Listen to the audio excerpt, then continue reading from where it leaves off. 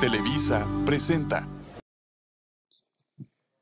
Muy bien, licenciada, compañeros, nosotros somos el grupo número 4 y nos corresponde hablar acerca de la incidencia y de la prevalencia.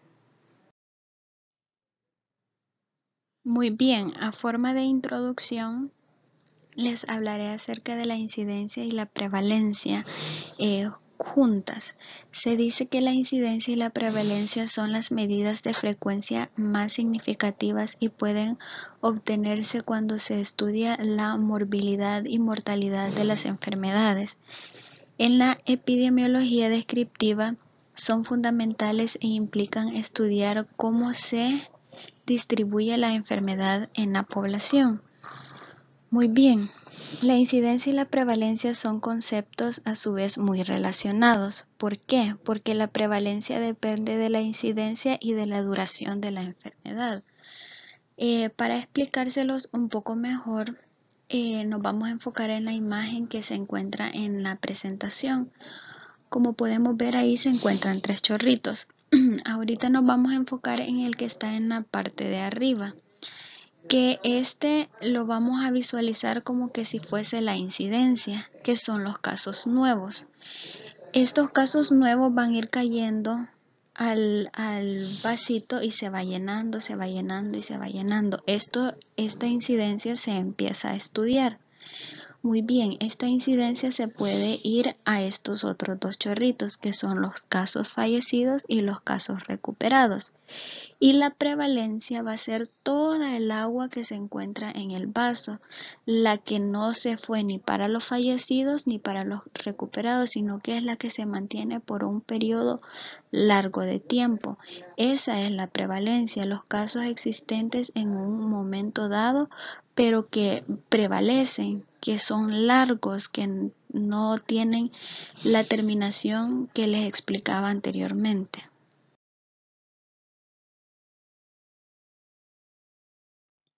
Muy bien, continuando con nuestra exposición, lo que haremos en este momento es que vamos a separar incidencia de prevalencia para explicarla de una mejor forma y que ustedes puedan entender. Yo les hablaré acerca de la incidencia. Los estudios de incidencia son estudios descriptivos, longitudinales y prospectivos. Cuando decimos descriptivos, nos referimos a que se centren en recolectar datos que describan la situación tal y como es. Cuando decimos longitudinales, consiste en estudiar y evaluar a las mismas personas en un periodo prolongado de tiempo.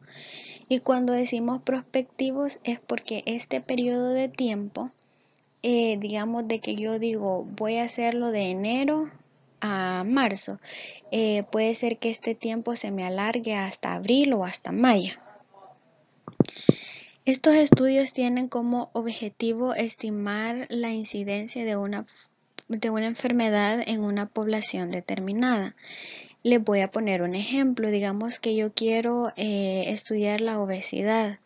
Tengo que escoger una población determinada y no tirar una encuesta al azar.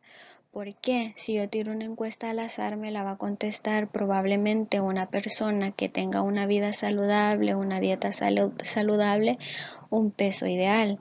Mientras que si yo escojo personas que yo sé que están padeciendo la enfermedad, en este caso la obesidad, yo sé que voy a tener datos realmente reales. La incidencia se define como el número de casos nuevos de una enfermedad que se desarrollan en una población en riesgo durante un periodo de tiempo determinado, habitualmente un año. Como les explicaba anteriormente, nosotros cuando decimos incidencia vamos a escoger la población determinada de la enfermedad, del problema que nosotros tenemos en estudio en ese momento, porque incidencias son casos nuevos que se están dando en un periodo determinado. Muy bien, en forma general se conocen 2 tipos de incidencia, la incidencia acumulada y la densidad de incidencia. Estas solamente se las voy a mencionar en forma general porque más adelante se las van a explicar cómo se obtienen con fórmulas. La incidencia acumulada es la proporción de individuos sanos que desarrollan la enfermedad a lo largo de un periodo concreto, y la densidad de la incidencia es cuando nosotros tomamos los casos nuevos de la enfermedad durante el periodo determinado con la suma de los casos que nosotros no los teníamos, pero que los hemos observado y que nosotros vemos probabilidades de que puedan suceder. Como les digo, esto solamente se lo voy a mencionar así en forma general porque más adelante se los van a explicar de una forma mejor. Muy bien, les hablaré acerca de la tendencia de la incidencia. Debemos de puntualizar que en la epidemiología descriptiva de cualquier enfermedad, el objetivo es conocer cómo se distribuye la enfermedad en la población. Por ello, lo primero que tenemos que estudiar son 3 características de la distribución de la enfermedad. En este caso tenemos estas 3. La primera, que es la incidencia según la persona. ¿Por qué según la persona? Volviendo al ejemplo de la obesidad. Nosotros tenemos que escoger una población específica que esté padeciendo la enfermedad o el problema. No va a ser una población al azar. Como segunda tenemos la incidencia según el lugar de residencia. ¿Por qué? Porque si yo tengo una población específica, tiene que ser en un lugar específico, porque tengo que ver cuáles son los factores que han hecho que esta persona o esta población esté padeciendo esta enfermedad. Entonces, como es algo específico, no voy a pasar una encuesta, por decirlo así, o un estudio en Usulután y en Santa Ana, porque las condiciones son diferentes. Entonces, por eso tiene que ser la incidencia según el lugar de residencia. Y como tercera tenemos la incidencia según el tiempo, porque como se los he dicho en las presentaciones anteriores, yo voy a sacar el estudio de por qué, continuando con el ejemplo de la obesidad, por qué estas personas tienen esta condición o han padecido esta condición en este periodo de tiempo, generalmente en un año. ¿Por qué esta persona ha aumentado de peso en este año? ¿Qué es lo que le ha afectado para que esta persona se encuentre con este padecimiento en este periodo específico? A continuación voy a hablar sobre la prevalencia, cómo se define, los tipos de prevalencia que existen, también acerca sobre qué es la tasa de prevalencia. Los estudios de prevalencia son estudios transversales, descriptivos y por tanto observacionales.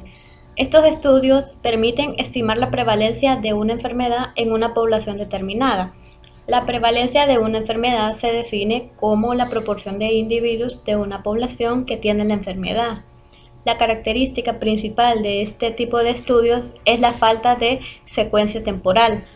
Por ello, el establecimiento de asociaciones entre variables no permite establecer relaciones causales.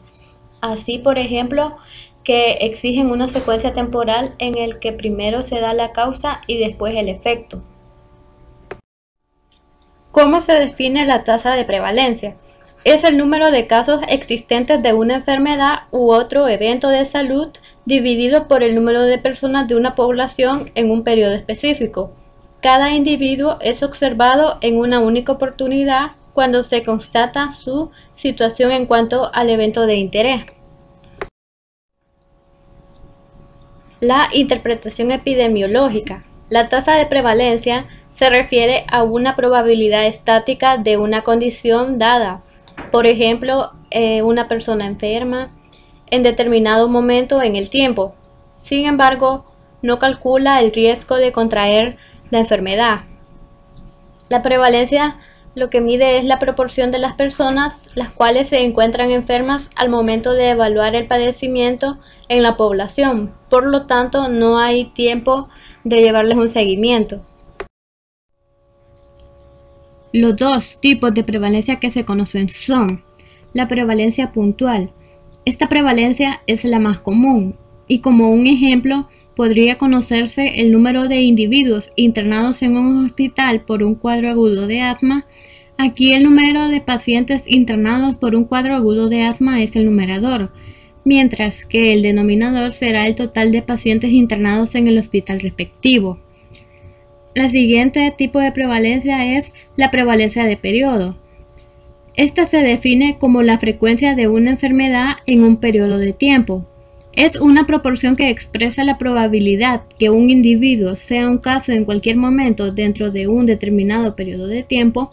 El numerador serán los casos que desarrollaron la enfermedad antes y durante el periodo de estudio, y el denominador es la población durante todo el periodo de estudio. El principal problema que se plantea aquí es el cálculo de este índice en que la población total puede cambiar durante el periodo.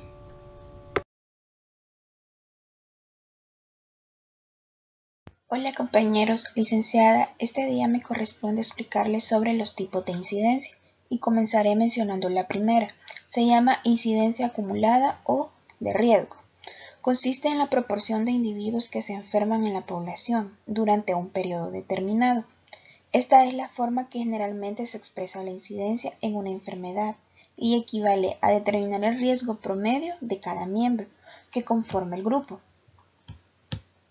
En la tasa de incidencia acumulada, al denominador se refiere el total de la población bajo estudio, y dado que este valor puede cambiar a lo largo del periodo en el cual se evalúa, aparición de casos nuevos, se considera que la población al inicio del periodo.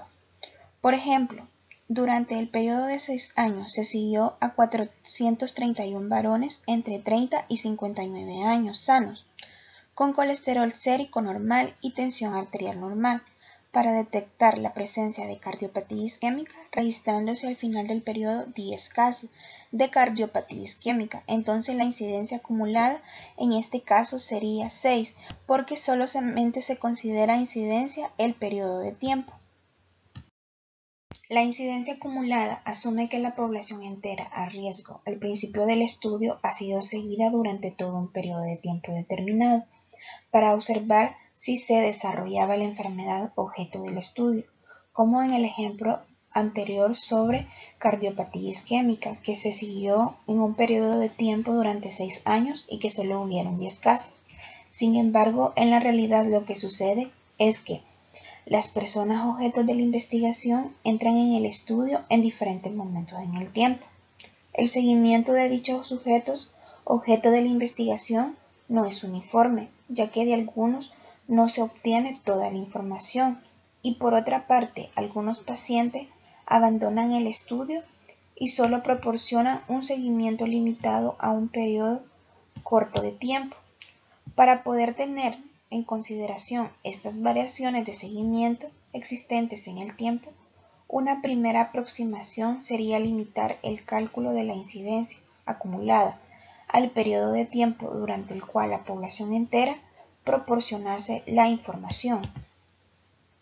La incidencia importante es la densidad de incidencia. Definirla plantea muchas veces problemas conceptuales y operativos durante el periodo en que se evalúa la incidencia.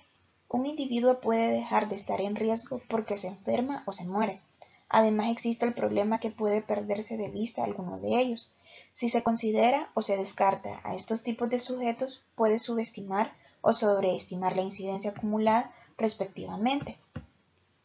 El tiempo en riesgo para cada individuo objeto de estudio en el tiempo durante el cual permanece en la población de estudio y se encuentra libre de la enfermedad y por lo tanto en riesgo de contraerla. La incidencia no es por lo tanto una proporción sino una tasa, ya que el denominador incorpora la dimensión de tiempo. Su valor no puede ser inferior a 0, pero no tiene un límite superior. La densidad de incidencia, llamada también tasa de incidencia, que se define como la medida de la frecuencia de la ocurrencia real de un evento de interés en una población. En la elección de una de las medidas de incidencia, que es la incidencia acumulada o densidad de incidencia, dependerá además del objeto que se persiga, de las características de la enfermedad que se pretende estudiar. En cualquier caso, debe tenerse en cuenta que la utilización de la densidad de incidencia como medida de frecuencia de una enfermedad está sujeta a las siguientes condiciones. El riesgo de contraer la enfermedad es constante durante todo el periodo de seguimiento. Si esto no se cumple y, por ejemplo, se estudia una enfermedad con un periodo de incubación muy largo, el periodo de observación debe dividirse en varios subperiodos. La tasa de incidencia entre los casos que se completan o no el seguimiento es similar. En caso contrario, no se obtendría un resultado sesgado. El denominador es adecuado a la historia de la enfermedad. Además, en el cálculo de cualquier medida de incidencia, han de tener en consideración otros aspectos. En primer lugar, no deben incluirse el denominador casos prevalentes o sujetos que no estén en condiciones de padecer la enfermedad al estudio. El denominador solo debe de incluir a aquellas personas en riesgo de contraer la enfermedad. Por ejemplo, la incidencia de cáncer de próstata debería calcularse en relación a la población masculina en una comunidad y no sobre la población total, aunque también es cierto que en problemas poco frecuentes la inclusión de casos prevalentes no cambiaría mucho el resultado. Y en segundo lugar, además es importante aclarar cuando la enfermedad pueda ser recurrente, si el numerador se refiere a casos nuevos o a episodios de una misma patología. Ahora les voy a explicar sobre los tipos de prevalencia que hay. La prevalencia mide la proporción de personas que se encuentran enfermas al momento de evaluar el padecimiento en la población. Por lo tanto, no hay tiempo de seguimiento. Existen tres tipos de prevalencia. Está la prevalencia puntual, prevalencia de periodo y prevalencia de vida. Les voy a explicar lo que es la prevalencia puntual. Esta prevalencia es la más común y como un ejemplo podría conocerse el número de individuos internados en un hospital por un cuadro agudo de asma. Aquí el número de pacientes internados por un cuadro agudo de asma es el numerador, mientras que el denominador sería el total de pacientes internados en el hospital respectivo. Hace referencia al número de casos de un evento de salud en un momento determinado. Por ejemplo, en relación con el consumo del tabaco, si se recoge ese dato a través de una encuesta, la pregunta correspondería para recoger este valor sería si usted fuma en el momento actual. Este tipo de prevalencia que sigue es la prevalencia de periodo. La prevalencia de periodo se define como la frecuencia de una enfermedad en un periodo de tiempo. Es una proporción que expresa la probabilidad que un individuo sea un caso en cualquier momento dentro de un determinado periodo de tiempo. El numerador serán los casos que se desarrollan la enfermedad antes y durante el periodo de estudio, y el denominador es la población durante todo el periodo del estudio. El principal problema es que plantea el cálculo de este índice es que la población total puede cambiar durante el periodo de tiempo. La siguiente tipo de prevalencia que sigue es la prevalencia de vida. El número de casos del evento de salud en referencia al tiempo de vida total. Debe comentar que cuando se señala la prevalencia sin ninguna especificación de un tiempo durante el periodo de estudio, se está calculando una prevalencia puntual. Por último, es necesario conocer la relación que guarde la prevalencia, la incidencia y la duración promedio de la enfermedad.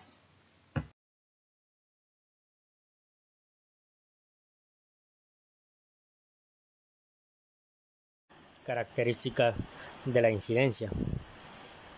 La incidencia es una proporción, no tiene dimensiones y su valor oscila entre 0 y 1, aunque también suele expresarse como un porcentaje. Este depende del tiempo de seguimiento, se calcula sobre una cohorte fija. La principal limitación de este índice proviene del efecto de una cohorte, puesto que a lo largo del seguimiento generalmente se pierden individuos. La característica principal de la prevalencia es que este tipo de estudio es la falta de secuencia temporal. Por ello, El establecimiento de asociaciones entre variables no permite establecer relaciones causales. Es un indicador estático que se refiere a un momento temporal, donde la prevalencia indica el peso o la abundancia del evento que soporta una población susceptible, teniendo su mayor utilidad en los estudios de planificaciones de servicios sanitarios. La prevalencia influye en la velocidad de aparición del evento y su duración. Por ello, es poco útil en la investigación causal y de medidas terapéuticas. La prevalencia no debe confundirse con la incidencia. La incidencia es una medida del número de casos nuevos de una enfermedad en un periodo de tiempo determinado. La prevalencia se refiere a todos los individuos afectados, independientemente de la fecha de contracción de la enfermedad. Es decir, que con la prevalencia puede saberse en un determinado momento cuántos enfermos hay.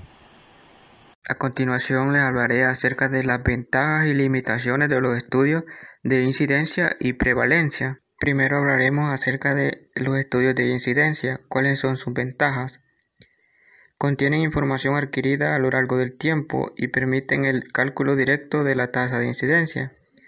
Son útiles para el estudio de enfermedades agudas y letales y son útiles para generar hipótesis.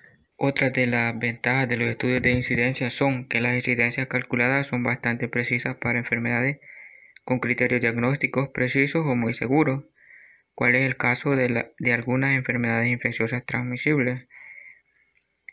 Es un estudio realizado a lo largo de un periodo de tiempo suficientemente largo para que se desarrolle la enfermedad de estudio.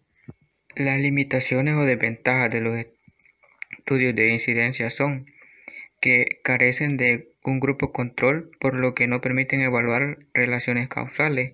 Existe una posibilidad de pérdida de individuos durante el seguimiento y no son útiles para el estudio de enfermedades poco frecuentes o con largos periodos de latencia. Esto es debido a que carecen de un grupo control. Otras de las limitaciones de los estudios de incidencia son que en aquellos cuadros o situaciones donde es difícil pasar de un caso sospechoso a caso confirmado, según criterios laboratoriales, clínicos o epidemiológicos, no es tan fácil realizar estimaciones de incidencia. Por esto, los criterios diagnósticos precisos son necesarios. Para enfermedades crónicas, como son cáncer, enfermedades neurológicas degenerativas u otras, los periodos de seguimiento son más prolongados. Por ejemplo, estos pueden durar décadas. Ahora hablaremos acerca de los estudios de prevalencia. ¿Cuáles son las ventajas? Se realizan en muestras representativas de la población general, por lo que tienen mayor validez externa. Son fáciles de realizar, se realizan en cortos periodos de tiempo, por lo que suelen ser estudios con un coste económico inferior a otros tipos de diseño. Otras ventajas de los estudios de prevalencia son que pueden utilizar información recolectada previamente, pueden explorar múltiples exposiciones y efectos, son útiles para la planificación de salud, contribuyen a una adecuada caracterización de la población afectada, son aptos para el estudio de parámetros fisiológicos y determinan la prevalencia de un daño o de un factor de riesgo. Las limitaciones o desventajas de los estudios de prevalencia son: el factor de tiempo no es mensurable por falta de secuencia temporal, no son útiles para el estudio de enfermedades poco frecuentes, existe una sobrerepresentación de enfermedades crónicas y existe una posibilidad de sesgo de supervivencia. Otra de las limitaciones de los estudios de prevalencia son que no es útil para estudiar enfermedades raras, ya que no permiten ver el mecanismo de producción de la enfermedad y no sirve para comprobar una hipótesis previa de casualidad. ¿Por qué? Porque es imposible conocer la secuencia temporal, porque la información sobre el factor de riesgo y la enfermedad se recogen a la misma vez. Su limitación para establecer casualidad se compensa por su flexibilidad para explorar asociaciones entre múltiples exposiciones y múltiples efectos. No sustentan interferencias de casualidad y están sujetos a sesgos por eventuales cambios en la población en periodos previos al estudio. Ahora bien, la interpretación en este tipo de estudios puede hacerse dificultosa en presencia de cuando hay tendencias estacionales o seculares del fenómeno en estudio, cambios en la incidencia o duración, movilidad de los sujetos expuestos o en riesgo, cuando hay situaciones o eventos de corta duración o cuando hay una modificación en los criterios clasificatorios. La incidencia y la prevalencia son las medidas de frecuencia más significativas y pueden obtenerse cuando se estudia la morbilidad y la mortalidad de las enfermedades. En la epidemiología descriptiva son fundamentales e implican estudiar cómo se distribuye la enfermedad en la población, en particular la incidencia según la persona, lugar y el tiempo. En la epidemiología es primordial la medición. Por ello, es necesario un conocimiento detallado de las diferentes medidas que se estiman en esta disciplina, porque de esto depende la interpretación de la información y, lo más importante, las decisiones que se tomen en la atención de los pacientes. En epidemiología, las medidas de frecuencia de enfermedad más comúnmente utilizadas se engloban en dos categorías, como la prevalencia y la incidencia. Prevalencia. La prevalencia cuantifica la proporción de individuos de una población que padecen una enfermedad en un momento o periodo de tiempo determinado. Su cálculo se estima mediante la expresión P es igual al número de casos con la enfermedad en un momento dado sobre el total de la población en ese momento. La prevalencia es una proporción. Este no tiene dimensiones y nunca va a tomar valores menores que 0 o mayores que 1. Es más frecuente expresarlos en términos de porcentaje. La prevalencia de una población de salud en una comunidad determinada suele estimarse a partir de estudios transversales para determinar su importancia en un momento concreto y no con fines predictivos. Vemos aquí un ejemplo. En una muestra de 270 habitantes aleatoriamente seleccionada de una población de 65 y más años, se objetivó que 111 presentaban obesidad. Vemos que el índice de masa corporal es mayor que 30. En este caso, la prevalencia de obesidad en ese grupo de edad y en esa población sería. Vemos aquí la expresión matemática. Vemos P, que 111. 111 en este caso sería el número de casos con la enfermedad en un momento dado. Entonces, de los 270 habitantes, se dieron 111 que presentaban la obesidad. Y abajo, que es el total de la población en ese momento, se van a colocar los 270 habitantes que fueron tomados aleatoriamente, que eso sería nuestro total de la población. Entonces, al hacer la división, nos va a dar 0.411 por 100, que vendría siendo por 100 personas, y el total nos vendría a dar 41.1%. Entonces, este 41.1% sería aquí la prevalencia de obesidad en un grupo, en este grupo de personas de edad de 65 o más años de esa población. O sea que la prevalencia es especialmente apropiada para la medición de procesos de caracteres prolongados y no para otros fenómenos de carácter más momentáneo, como en el caso de los accidentes de tráfico, en las apendicitis o en los infartos al miocardio, etc.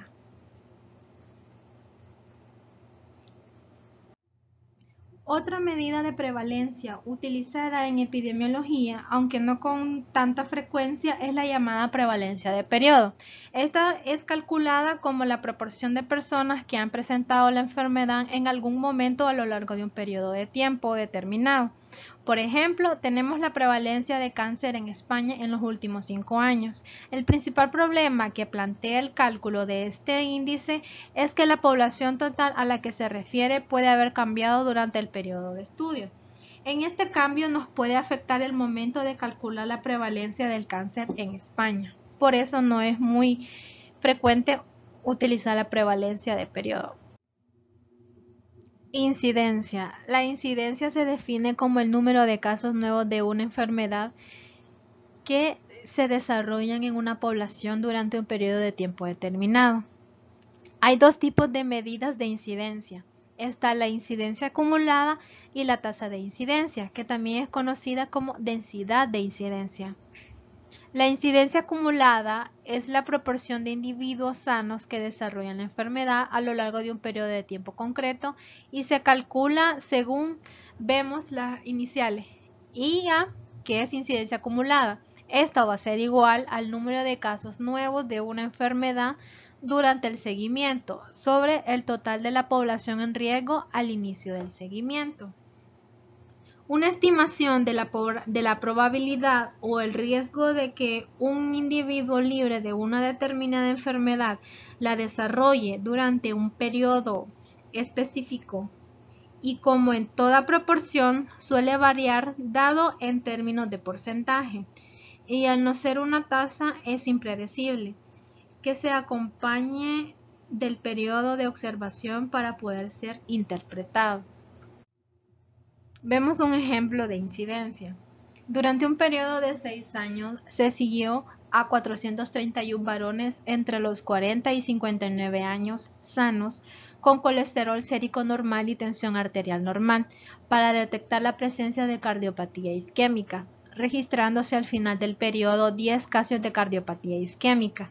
La incidencia acumulada en este caso sería, tenemos que IA va a ser igual al número de casos nuevos de una enfermedad durante el seguimiento, que serían los 10 casos nuevos que aparecieron de la cardiopatía isquémica, sobre el total de la población al inicio de lo que es el seguimiento, que serían los 431 varones entre los 40 y 59 años.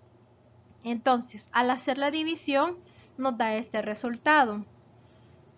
Y lo que se puede hacer aquí es correr la coma hacia el último dígito, que sería 2, o multiplicarlo por 100, en que sería por 100 personas, para que al final nos dé 2,3%, y esta sería la incidencia acumulada en los 6 años.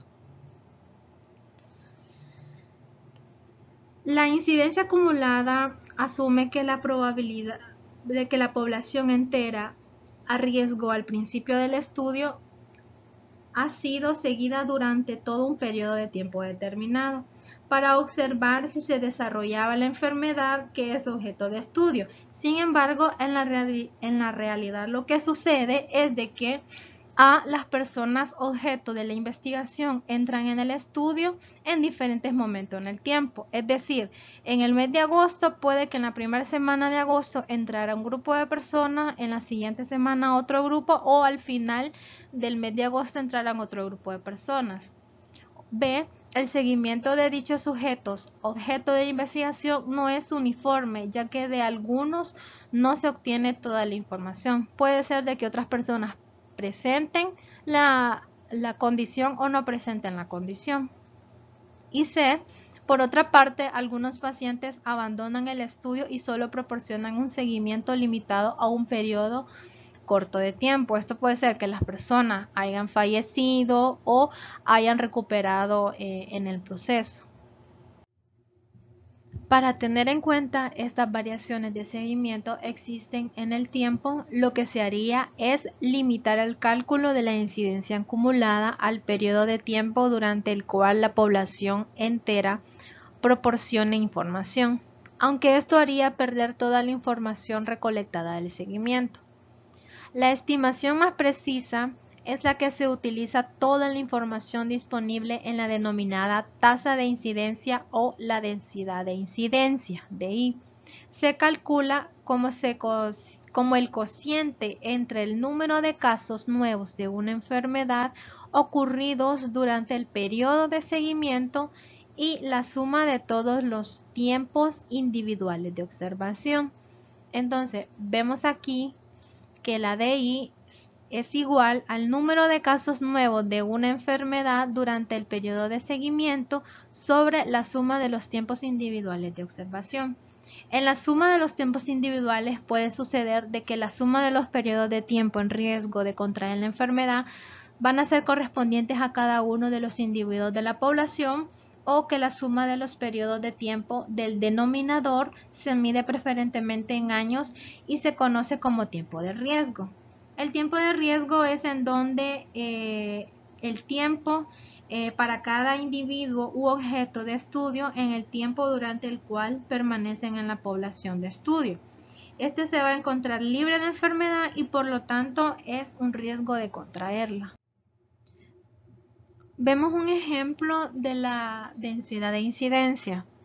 En un estudio de seguimiento durante 20 años de tratamiento hormonal en 8 mujeres posmenopáusicas, en este se observó que se presentaron 3 casos de enfermedad coronaria.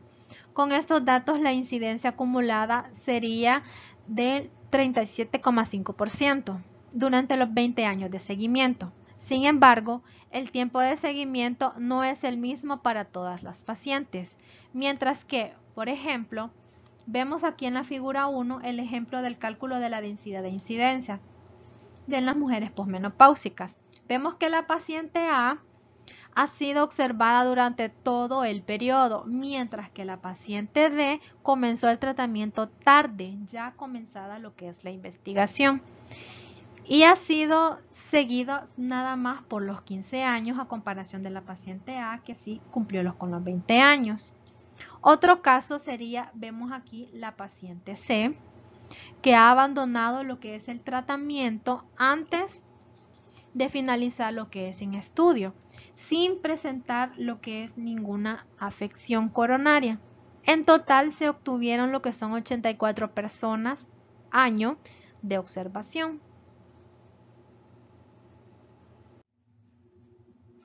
Vemos que la tasa de incidencia resultó por tanto ser igual, la densidad de incidencia, a los 3 casos de enfermedad coronaria que han salido entre las 84 personas año, el total de personas que se evaluó. Esto va a ser igual y nos va a dar el resultado de 0,036 personas por año. Esto es la densidad de incidencia de enfermedad coronaria en esa población. Sería del 3,6 nuevos casos por cada 100 personas año del seguimiento. La elección de una de las medidas de incidencia o la incidencia acumulada o ya sea la densidad de incidencia depende además del objetivo que se persiga, de las características de la enfermedad que se presenten a estudiar. En cualquier caso, debe tenerse en cuenta que la utilización de la densidad de incidencia como medida de frecuencia de una enfermedad está sujeta a las siguientes condiciones. Tenemos que A, el riesgo de contraer la enfermedad es constante durante todo el periodo de seguimiento. Si esto no se cumple y, por ejemplo, se estudia una enfermedad con un periodo de incubación muy largo, el periodo de observación debe dividirse en varios subperiodos. B, la tasa de incidencia entre los casos que completan o no el seguimiento es similar. En caso contrario, se obtendría un resultado sesgado. Y C, el denominador es adecuado a la historia de la enfermedad.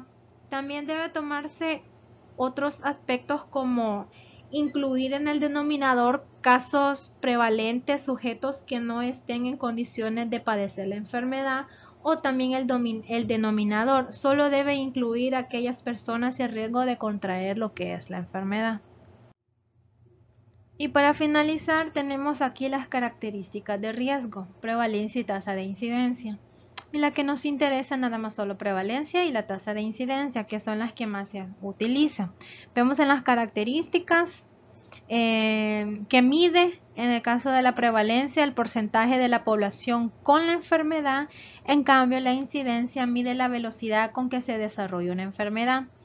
¿En qué unidades? Bueno, la prevalencia no expresa, en la incidencia ya sea tiempo, personas, o niños o años. ¿Cuándo se hizo el diagnóstico? Pues vemos que en la prevalencia, en casos que ya sean existentes, o en la incidencia, en los casos nuevos. Y los sinónimos, pues prevalencia no hay, y en la densidad, pues sí, en incidencia, perdón, está la densidad de incidencia.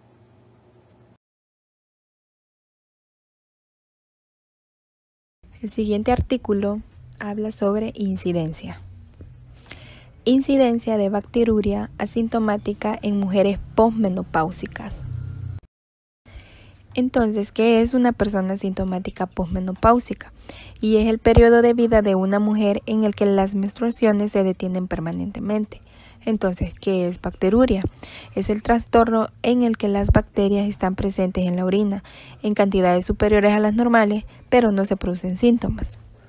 La presencia de bacteruria sintomática es frecuente durante la menopausia, aumenta progresivamente con la edad, presenta una mayor incidencia en pacientes con incontinencia urinaria e institucionalizadas. Los factores predisponentes son ausencia de estrógenos, que estas son hormonas asociadas a la sexualidad femenina, cistocele, que es la protrusión o hernia de la vejiga que baja hacia la apertura vaginal.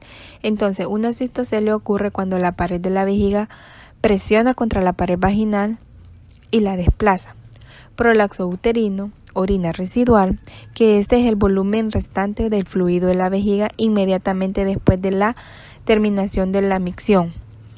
E incontinencia urinaria. Esta es la pérdida de control de la vejiga. Puede ocurrirle a cualquiera, pero es más común en la edad avanzada. El objetivo de este artículo es determinar la incidencia de bacteruria asintomática en pacientes posmenopáusicos. Material y métodos. En ello se utilizó el estudio observacional, que estos son estudios de carácter estadístico y demográfico, ya sea de tipo sociológico y biológico, estudios epidemiológicos inclusive, en los que no hay intervención por parte del investigador. El estudio descriptivo, que aplica describiendo todas sus dimensiones, en este caso se describe el objeto a estudiar. Estos suelen recolectar datos que describan tal y como es.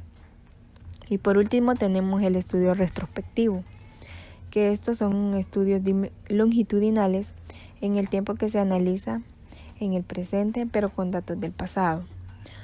Esto fue realizado durante el 1 de enero al 30 de junio 2011 en pacientes de la clínica de climaterio del Hospital de la Mujer, Secretaría de la Salud, México, Distrito Federal.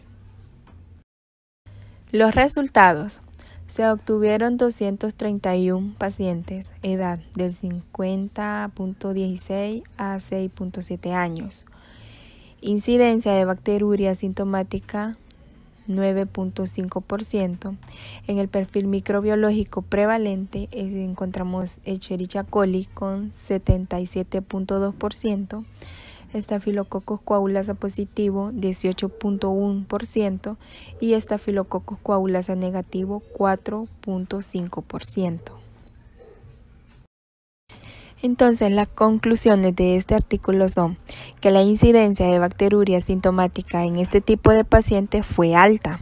El microorganismo aislado con mayor incidencia fue Escherichia coli. Seguidamente les hablaré de la prevalencia de la prueba VDRL reactiva en donantes del Banco de Sangre de Guanabacoa, con el objetivo de conocer la prevalencia de la prueba VDRL reactiva en donantes del Banco de Sangre de Guanabacoa y sus bancos móviles locales, así como el sexo y los grupos de edades más expuestos. Se estudió una muestra de 7.024 donantes atendidos durante el año 2000. La prueba VDRL reactiva tuvo 1.7% de prevalencia, menor que la reportada en la población general. La mayoría de donantes con resultados reactivos se encontraban entre los 21 a 40 años de edad y pertenecían al sexo masculino. Test serológico serodiagnóstico de la sífilis, donadores de sangre, banco de sangre. Durante la infección, tanto en la sífilis como en otras treponematosis, se producen anticuerpos. VDRL es una prueba serológica de floculación diseñada para detectar anticuerpos antitreponémicos inespecíficos. Desde su introducción en 1946 por Harry Rosenberg y Riedel, es la prueba preferida en la mayoría de los laboratorios por su fácil estandarización, simplicidad y reproducibilidad. Algunos le señalan como la prueba más sensible y menos específica de la usada en diagnóstico serológico de la sífilis. Ahora bien, el objetivo del presente trabajo es hallar la prevalencia y reactividad de las pruebas VDRL en donante del Banco de Sangre de Guanabacoa y sus bancos móviles locales, conocer la distribución de los donantes reactivos, así como el sexo y los grupos de edades más expuestos. Método: se estudió una muestra de 7.024 donantes que asistieron al Banco de Sangre de Guanabacoa y a los bancos móviles instalados en los policlínicos. Andrés Ortiz, que representa el Banco Local Móvil GP1, Machaco Meijeira, que representa el Banco Local Móvil GP2, y Docente, que representa el Banco Local Móvil GP3 durante el año 2000. Ahora bien, a todos los sueros se les hizo el diagnóstico serológico de sífilis mediante la prueba VDRL con reactivos suministrados por la empresa de productos biológicos Carlos J. Finlay. Los resultados fueron recogidos como prueba reactiva, representación por la letra R mayúscula, y débil reactiva, representación como la D y la R mayúscula, y no reactiva. Se halló la prevalencia de las pruebas VDRL reactivas y la débil reactiva en cada lugar. Estos son los resultados que se pudieron obtener de los 7.024 donantes estudiados en el Banco de Sangre de Guanabacoa y sus bancos móviles.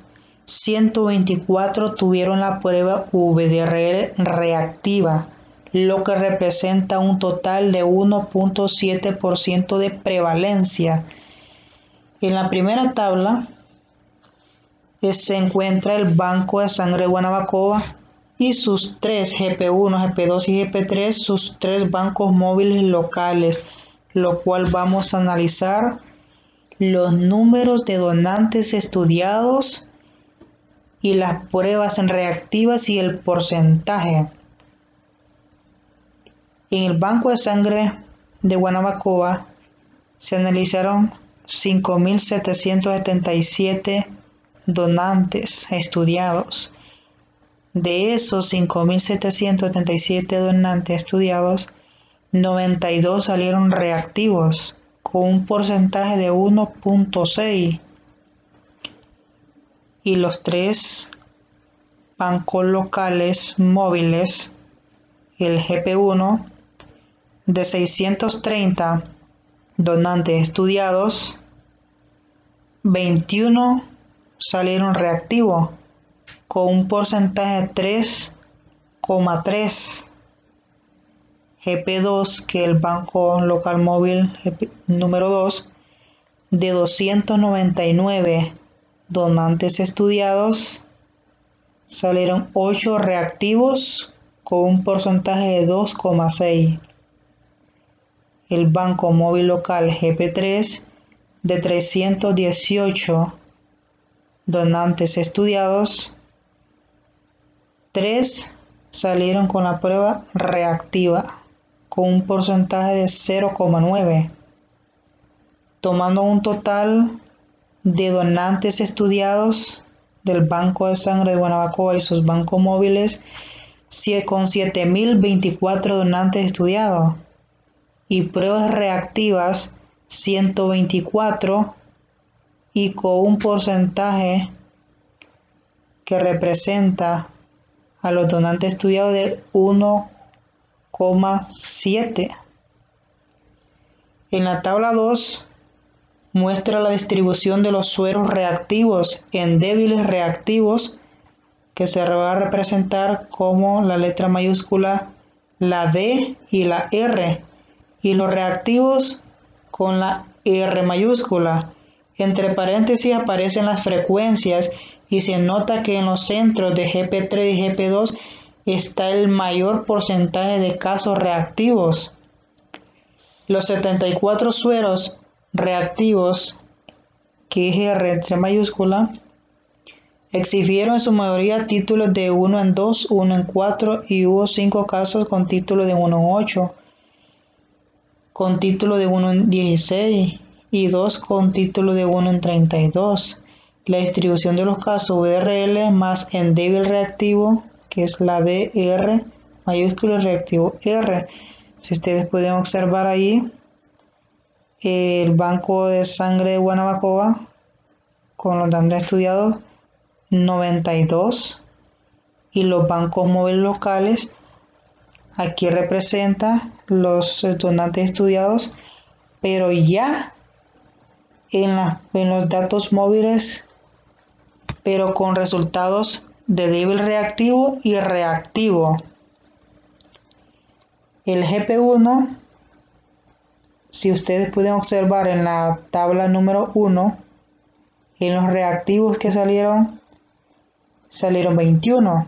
Entonces, el número acá de donantes reactivos del GP1 es 21. En el GP2, los donantes reactivos, según la tabla número 1, 8. Aquí los números de donantes estudiados son 8. GP3, igualmente, salieron 3 reactivos. Y el DR, que representa lo que es el débil reactivo, y el reactivo, que es más fuerte, 37 en el banco de sangre de Guanabacoa, 37 salieron débiles y 55 salieron reactivos, digamos más fuerte. En el GP1, banco local móvil, de 21 casos de donantes estudiados que salieron reactivo, 11 salieron débil, con reactivo débil, y 10 salieron reactivo. En el GP2, de los 8 casos reactivos que salieron, 2 salieron con reactivo débil y 6 salieron con reactivo.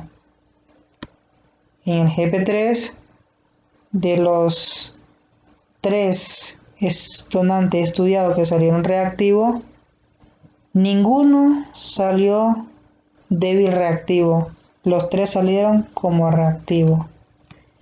Y el total de estudiados en los bancos de sangre de Guanabacoa y sus bancos móviles salieron un total de reactivos de 124,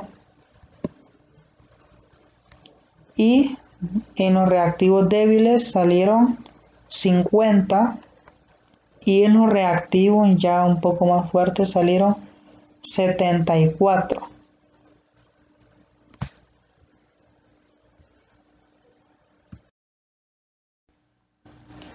En la tabla número 3 aparecen los casos reactivos distribuidos por sexo y edad. El grupo más afectado se encontró entre los 21 y 40 años de edad. De 124 donantes reactivos, el 92% corresponden a varones y el 8% a hembras. Eso quiere decir que son más afectados los varones que las hembras. Ahí se encuentra el banco de sangre de Guanabacoa y sus 3 bancos móviles locales, y la distribución entre hembras y varones, y un rango de edades que ustedes los pueden ver ahí, hasta 20, de 21 a 30, de 31 a 40, y de 41 a 50, de 51 a 60, y el total, que es la sumatoria de las casillas. Vamos a tomar como ejemplo el banco de sangre de Guanabacoa. Si ustedes pueden observar, está varones y está hembra. Hasta 20 se encontraron 4 varones, hembra no se encontró ninguna. Entre la edad de 21 a 30 salieron varones y hembra ninguno. De 31 a 40, 29 son varones y 5 son hembras. De 41 a 50, 21 son varones y 1 es hembra. De 51 a 60, 2 son varones y no hay ninguna hembra. Y al final aparece la sumatoria de cada una de las casillas.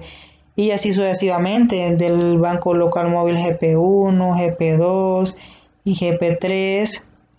Aquí prácticamente se distribuyen por sexo y edad.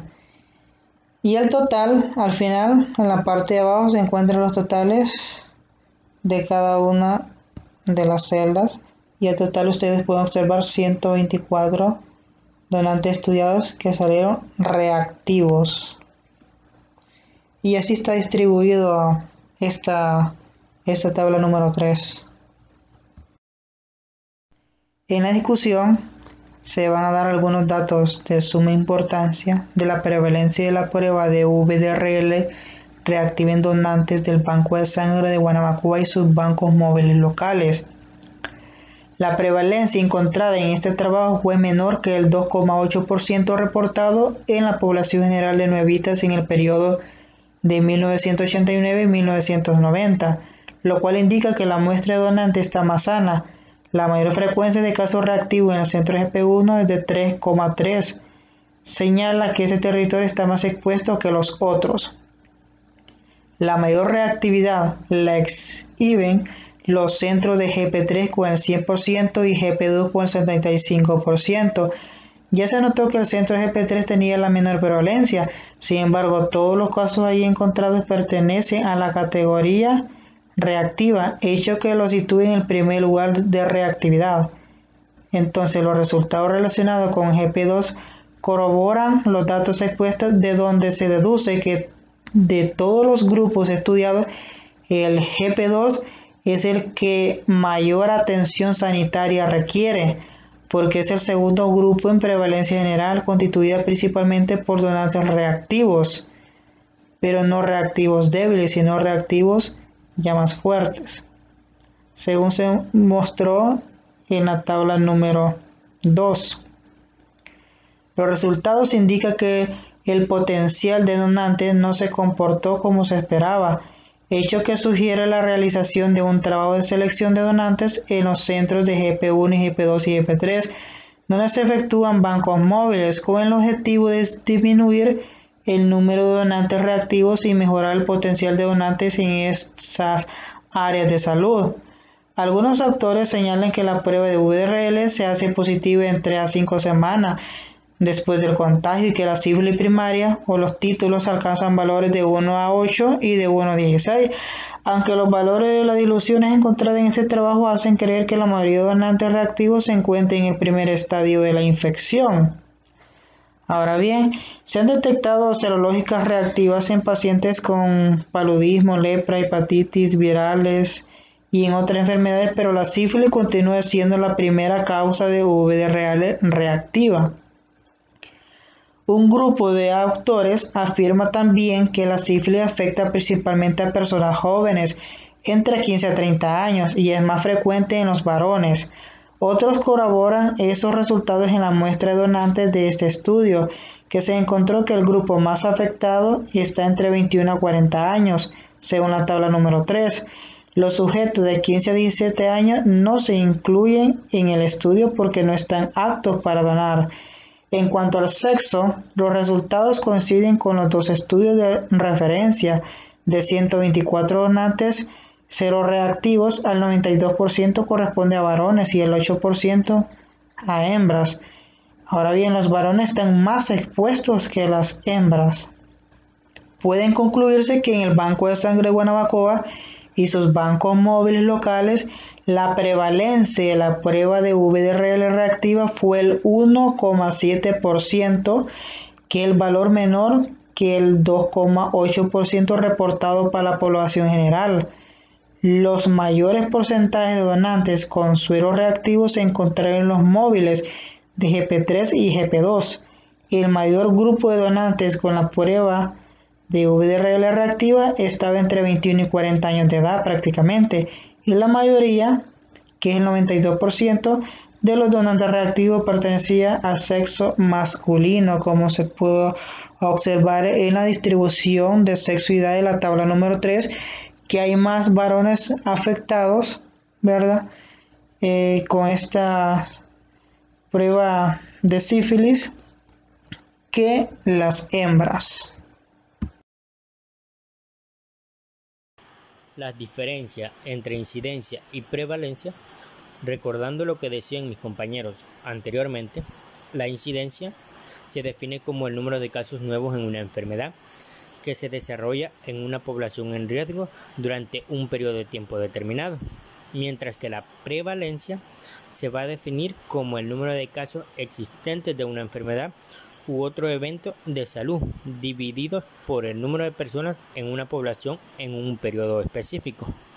La incidencia me indica la probabilidad de desarrollar una enfermedad, mientras que la prevalencia me indica la frecuencia de una enfermedad.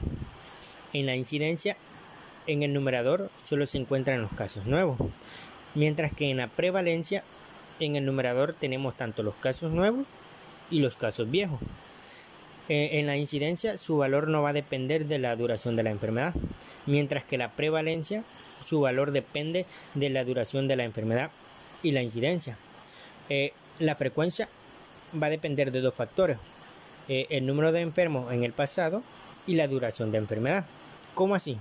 Como enfermedades crónicas va a ser una prevalencia larga, y en enfermedades agudas la prevalencia es corta, mientras que en la incidencia esta va a ofrecer una medida directa de la frecuencia con la que se enferman los individuos de una población. Por lo tanto, la incidencia solo mide probabilidad,